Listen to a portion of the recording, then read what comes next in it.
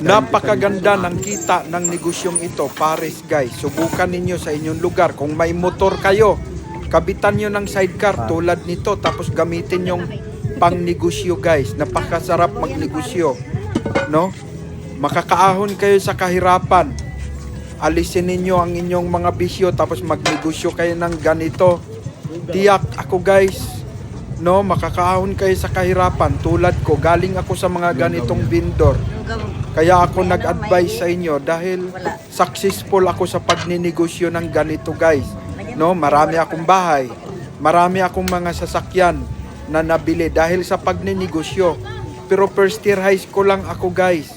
No, hindi ako nagyayabang kundi pinalakas ko lang ang loob mo para makaahon ka rin sa kahirapan tulad ko. Subukan ninyo ang ganitong negosyo tapos huwag niyong haluan ng bisyo. No, magtulungan kayo ng misis mo, hanap kayo ng magandang pwesto sa inyong bayan, yung mga matataong lugar. Tapos gawin ninyo ito guys.